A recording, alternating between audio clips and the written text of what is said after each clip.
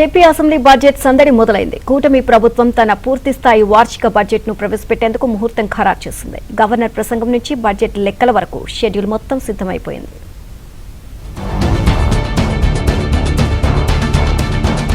AP budget సమావేశాలకు తేదీలు ఖరారయ్యాయి. ఫిబ్రవరి 11 నుంచి మార్చి 12 వరకు ఈ బడ్జెట్ సమావేశాలు సుదీర్ఘంగా సాగనున్నాయి.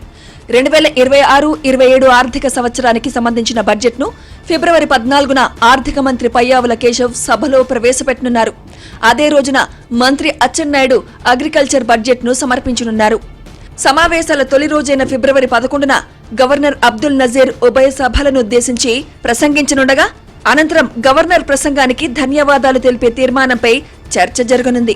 ఫిబ్రవరి 13న ముఖ్యమంత్రి చంద్రబాబు ఈ తీర్మానంపై ప్రసంగిస్తూ ప్రభుత్వ దిశానిర్దేశాన్ని వివరించనున్నారు. ఈ దఫా సమావేశాల్లో కేవలం బడ్జెట్ మాత్రమే కాకుండా కీలకమైన బిల్లులను కూడా ఆమోదించుకోవాలని ప్రభుత్వం భావిస్తోంది.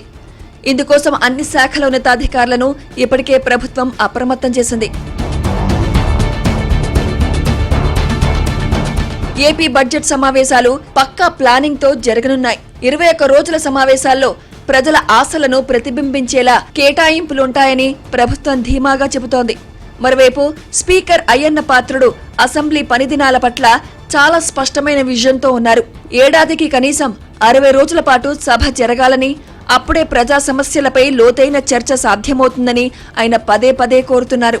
లక్నోలో జరిగినటువంటి సదస్సుకి నేను మా డిప్యూటీ స్పీకర్ రాజుగారి మనతో వెళ్ళాం. అక్కడ తీర్మానం పెట్టి రాజుగారికి నేను అందరికి తీర్మానం పెట్టాం. దాంట్లో ఏంటంటే ప్రతి సంవత్సరం కూడా మినిమం 60 days అసెంబ్లీ జరగాలి. 30 రోజులు 20 రోజులు చేస్తే చర్చలు ఏం జరుగుతాయండి, సమస్యలు ఏ పరిష్కారం అవుతాయండి. అంచేత 60 రోజులు కంపల్సరీగా ప్రతి సంవత్సరం అసెంబ్లీ జరగాలి, చట్టసభ జరగాలని చెప్పి రాజుగారు కూడా తీర్మానం పెట్టడం జరిగింది.